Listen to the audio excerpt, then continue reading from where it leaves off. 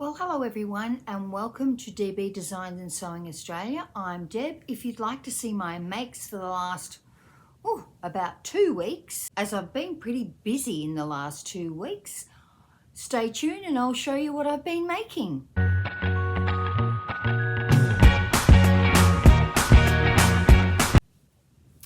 First of all, let me welcome to all my subscribers and welcome to anybody who's new. Thank you to all the people who have paid me via my Ko-fi account. Very, very much appreciated. And I've been quite busy in the last 2 weeks, looking after children and sewing a bit and looking for a house in the country, which takes a bit of traveling time. So that's what I've been up to. So the first things I made, which was actually 2 weeks ago, is a couple of yo-yo skirts. Now this is the yo-yo pattern, I will insert photos, by Style Arc. And this is in a beautiful Ponte called Cocoa Black Jacquard. I will put details down below. I don't know if Kristen's going to be getting any more. I got this from the Dahlia Sewciety and I see it's now been sold out. And this is a beautiful fabric. Now when I make the yo-yo skirt, I actually make a size 14, even though it actually looks pretty narrow and it doesn't look like it's got much of a waist, a bit like me. So it just has elastic in the top. So you're basically overlocking it and popping the elastic in. See, I'll put a little label in there that says, "You are loved."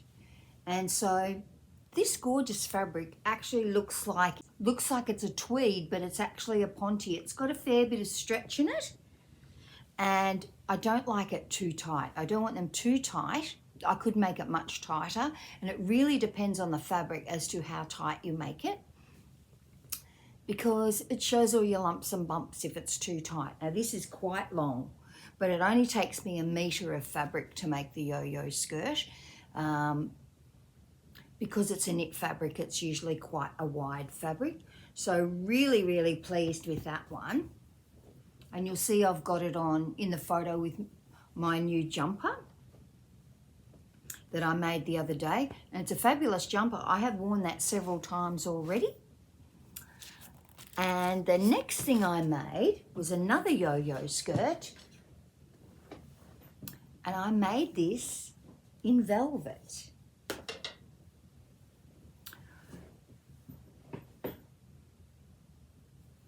Oh, and I've got a Sewing is Sexy label in it.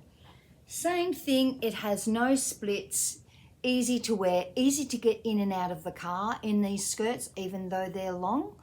So I think this is the third and the fourth yo-yo skirt I've made. The other ones I made in a beautiful knit fabric that I got from the Dahlia Sewciety last year, with a matching Vera top I made last year as a suit, and I've worn that heaps. So this is just in a stretch velvet. It's quite stretchy, and I got this fabric from Spotlight, must have been when it was on sale. And so for 1 meter of it, because you can cut it all in the same direction, for 1 meter of the fabric it only cost me, I think, like $13. So quite cheap for a skirt. Really nice and really warm. I do like the inside of these stretch velvets. Now this is finished off with a cover stitch. All of them are finished off with a cover stitch with a decent sized hem, because I'm short and so they're still quite a long skirt, but is always, the yo-yo is always my go-to pattern for a stretch skirt. And this one I made in the 14 as well. So you don't need to make it really tight, thinking a stretch skirt is going to be showing all your lumps and bumps. Just don't make it quite as tight.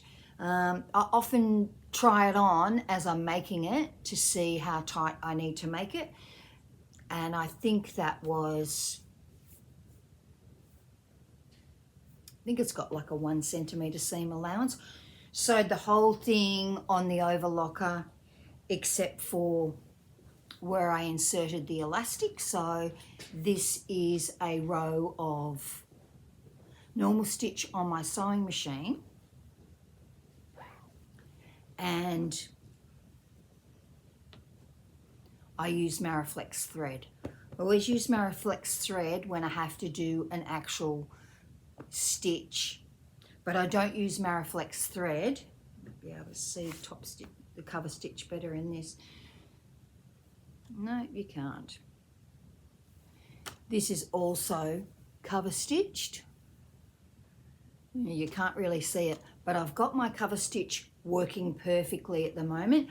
What I did was I altered the tension on the very left needle because I was getting a bit of tunneling, and so when I altered and I did a lot of practicing, when I altered the needle, the tension on the very left needle, it stopped the tunneling from happening. So really, really happy with the cover stitch at the moment, because they can be quite a temperamental machine, but once you've got the settings right, and I do only use it for stretch. I think I fiddled around with the tension when I was making bathers. So, and the next thing I made was a beautiful balloon sleeve top. You'll see the photos I insert, it's with the black velvet skirt, but you can wear this with jeans, you can wear it with anything. And this fabric is My Dress Made, and the fabric colour or design is called Divine, and it's a viscose from the Dahlia Sewciety. Not the easiest fabric in the world to sew. As you can see, it's very flowy. I wouldn't say it's thin, but sometimes if you sew silk or satin, you sort of have to be really careful when you're sewing it. So I sewed it with a Microtex needle, and I did do top stitching around to hold the facing down, because I do like a facing that's held down. So, and I did the high neck. I'd seen someone else, it must have been Deb from Sewing Seams with Deb, did the high neck. So I cut out the pattern using the high neck, and I'm really, really happy with it. And I put a little label in it that says, Find Tiny Joys. And this, I just love this blouse, it's just beautiful. And the sleeves, of course, are gorgeous on the balloon sleeve blouse. Now, some people have been asking me what size I made. The last 2 balloon sleeve blouses I've made, I've gone down to a size 12, but I do the FB2, which is like the full bust adjustment, but the first full bust adjustment, so the smaller full bust adjustment, not the largest size bust adjustments. There must be 2 of them, and one's called FB3 and one's called FB2, and so I do the FB2. Really, really happy with this. Now, when it came to the hem, I was having a bit of trouble turning over. So to turn over and hem this edge, you can see it's top stitched on the outside. When it came to doing that, couldn't get it to sit really flat, and it was just going its own way, as a lightweight fabric does. So what I did in the bottom hem, because this is a faced hem, so this is actually a facing sewn on. You can see there, it's actually got it to roll to the inside. So it was this part here that I was having an issue with, turning it up and making it stay nice and straight and even. So I used, wherever it's gone to, I'm not sure, I think I used a black version of this. Well, it's really like narrow iron-on interfacing, but you can see it's got 3 stitch lines in it. And I actually bought this from Tazuti. I find they've actually got a lot of this type of thing. And so I ironed that to the very edge and then was able to turn it over and stitch it down perfectly. So using that was really, really helpful in making sure that the edge stayed nice and crisp and was easy to stitch down. I did stitch it from the inside and not from the outside, but really, really happy with how this turned out. It does crease up a little bit when you wear it, but it's fine. And so the next thing I made was a new apron for myself. Now this is the apron pattern that I always use. And I found this really cool fabric at Spotlight with all these different dresses on it. And first of all, I thought I've made it upside down, but some of them, they go in every direction. So really, really nice fabric that I had technically bought to make a sewing machine cover. Now I don't need a sewing machine cover for my new Juki sewing machine because it comes with a hard cover, but I would like to make a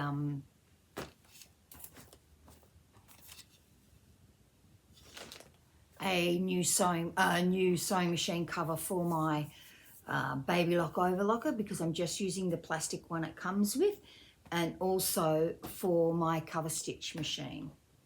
My Emporium sewing machine actually comes with a hard cover as well. So if I hadn't taken it all apart to set it into a table, then its hard cover actually clips to it. So you carry it as part of its case.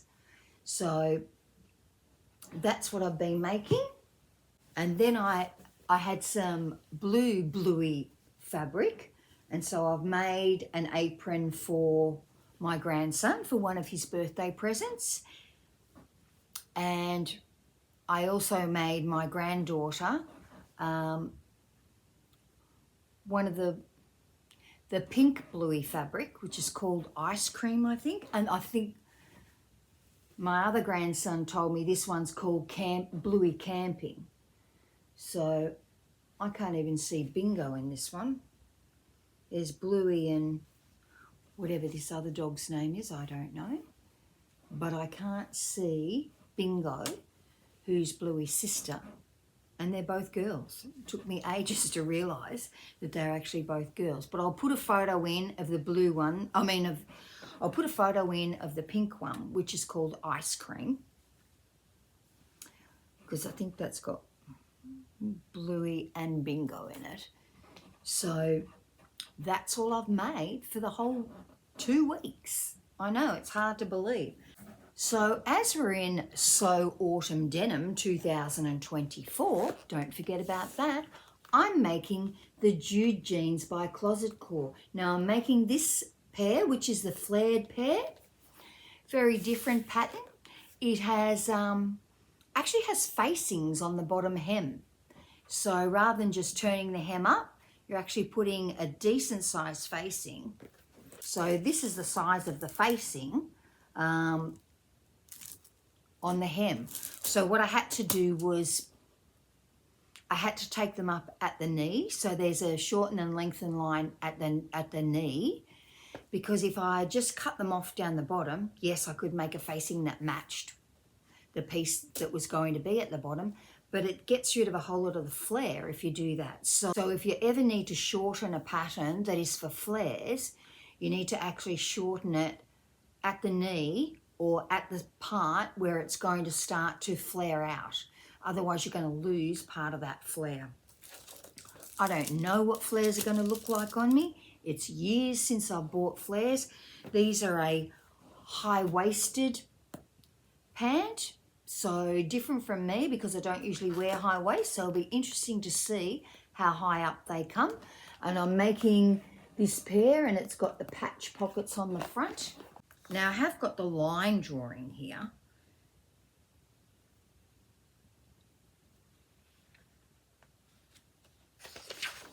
for the flares, which is this bottom one here. So it's got patch pockets on the front, patch pockets on the back, a back yoke, belt loops, and you can see the legs are flared. Now, they're not the widest flares in the world. Some of us might be a bit too short to wear that, or you'd have to wear high heels with them all the time, like we used to in the 70s. Used to always wear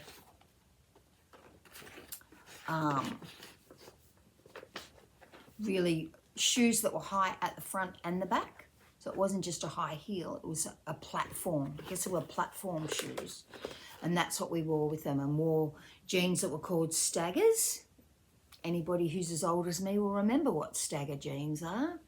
And they were so high in the waist, and the waistband was really high in staggers, that they had 2 buttons on the waistband because the waistband was really this big. So I bought some fabric from Weft and Warp. So it's in this dark denim, stretch denim. This is one of the back pockets. And because I was so happy with the red jeans, where I bought the fabric from Weft and Warp, that I thought, oh, I'm just going to buy the fabric from them again, because it was really very lovely quality. And I have worn those jeans heaps. I only finished them a couple of weeks ago, but I have actually worn them a fair few times. And I've washed them twice since I made them. And so really, really happy with that. We'll come back to you with the Jude jeans. Now, Closet Core said they used the same block as they did for the ginger jeans. So I've just cut a straight size 12. They might be a little bit wide in the hips. The first thing I'm going to do is the fly, and then I'll do the back and the back yoke. And then, of course, I will temporarily sew them together, because I want those front pockets, because they're patch pockets, I want them to be straight. So when you look at the patch pockets here on the front, I want them to be straight, because they're not a curved pocket at all like they are on the back.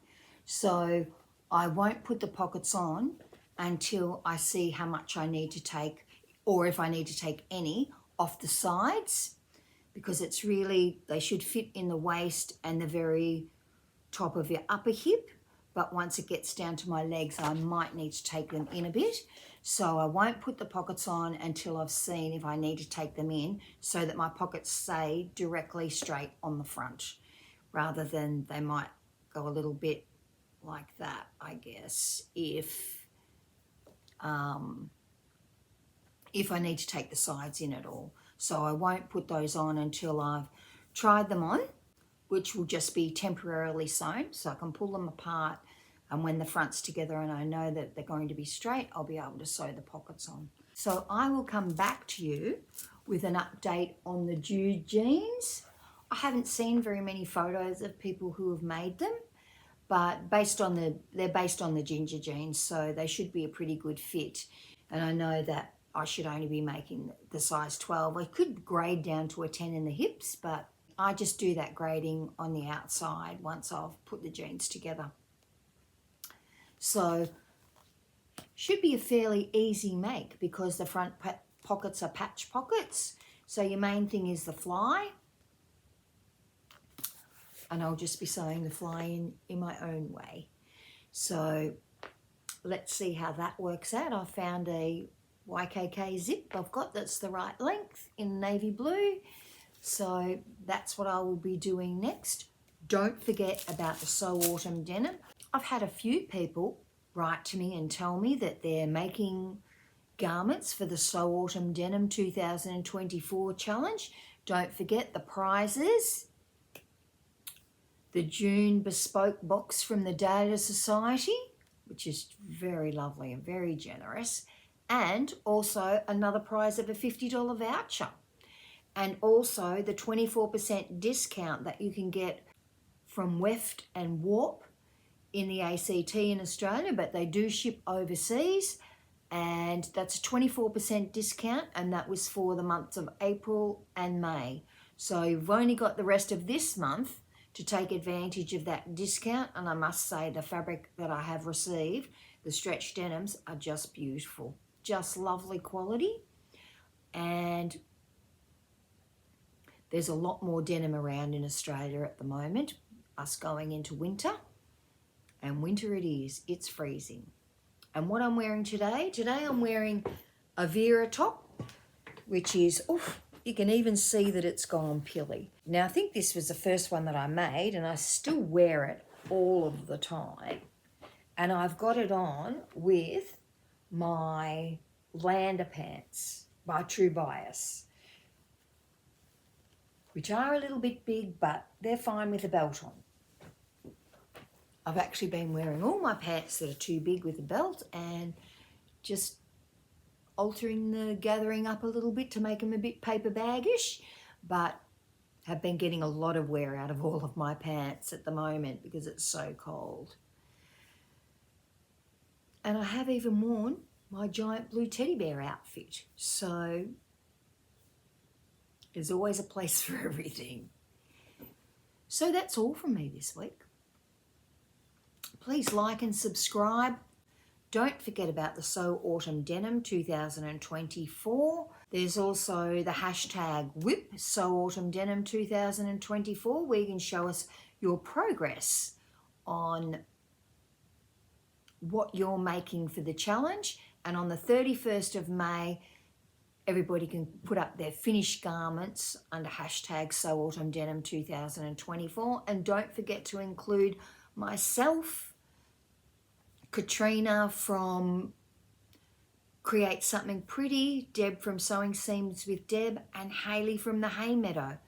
And don't forget, if you haven't been watching Hayley's over with Andrea at Beyond the Pink Door at the moment. So that's pretty exciting. I'm so jealous, Hayley. Well, how wonderful going over and meeting your friends over there in the UK. How fabulous. Hope she's having a wonderful time. She was going to be there for the opening, special opening that Andrea was having from Beyond the Pink Door. So good luck to you, Hayley. Everybody have a wonderful week. And I wasn't really missing in action. I just had a lot of other things to do and a lot of travelling to do and children that live hundreds of kilometres away from me and going minding children. So now I will get on with my Jude jeans and I'll come back to you when I've got them made up. Everybody have a great week. Bye.